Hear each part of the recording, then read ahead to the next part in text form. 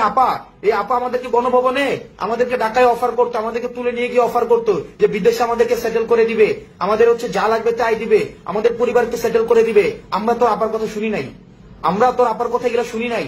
আমরা চাইলে ওই সময় নেগোসিয়েশনে যাইতে পারতাম। দালালি কোনটাকে বুঝাস? তোর আপার সাথে ওই সময় আমরা দালালি করতে পারতাম, তোর আপার সাথে।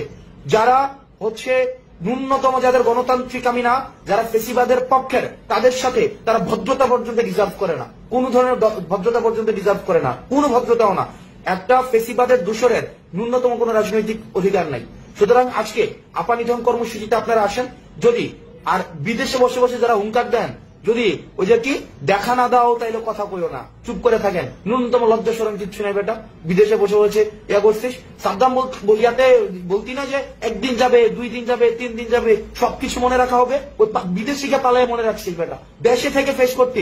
আমরা জানি তো, যখনই জানছিস যে ইয়া পতন হবে, এর আগে পালাই গেছিস। তোরা তো আন্দোলন ফিক্স করতে হচ্ছে পুলিশের সাথে সমঝোতা করে, পুলিশকে আগে ফোন দিয়ে সমঝোতা করতে যে আন্দোলন, পুলিশ কোন জায়গায় থাকবে, তোরা কোন জায়গায় থাকবে। আমরা এগুলো জানি না, আমরা এগুলো করে আমরা প্রত্যেকটা পোর্টফোলিও আমরা বের করেছি যে আন্দোলন, আওয়ামী লীগের সময় যে আন্দোলন হতো, ওরা পুলিশের সাথে বসে বসে আন্দোলনের গতিপথ নির্ধারণ করত।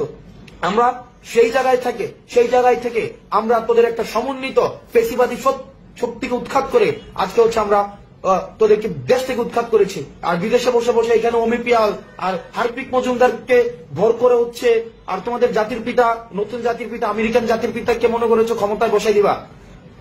আওয়ামী লীগ এমন একটা জনগণ বিবর্জিত দল, যেই জনগণ বিবর্জিত দল কখনোই দেশের মানুষকে দিয়ে ক্ষমতায় আসে নাই। ওরা ভারতকে দিয়ে ক্ষমতায় আসছে, নির্বাচনের আগে ভারতের কাছে দেশকে বিক্রি করে দিয়ে ওরা ক্ষমতায় আসছে। এখন ওরা মনে করে আমেরিকাকে দিয়ে ওরা ক্ষমতায় আসবে। তোমার আপ্পানা বলতো মাঝে মাঝে, তোমাদের আপা, যে আটলান্টিকের ওই পারে না গেলে কিছু হবে না। এখন তোমরা কি আটলান্টিকের ওই পারে তোমাদের আদর্শিক আব্বা বানাই দিচ্ছ, মনে করছে ট্রাম্প এসে তোমাদের ক্ষমতা দেখাই বসাই দিবে। এত সহজ না। এই দেশের মানুষ এক হয়েছে ক্ষমতার জন্য না, এই দেশের মানুষ এক হয়েছে সংস্কারের জন্য, ইতিবাচক পরিবর্তনের জন্য। যে গুম, খুন, হত্যা, নিপীড়ন, নির্যাতন এত বছর ধরে চলেছিল, সেগুলোর উৎখাতের জন্য এই দেশের মানুষ আন্দোলন করেছিল। সুতরাং তোমরা আবার তোমাদের আপাকে এসে ক্ষমতায় বসাবা, যারা এতদিন ধরে গুম, খুন, নির্যাতন, নিপীড়নের সংস্কৃতি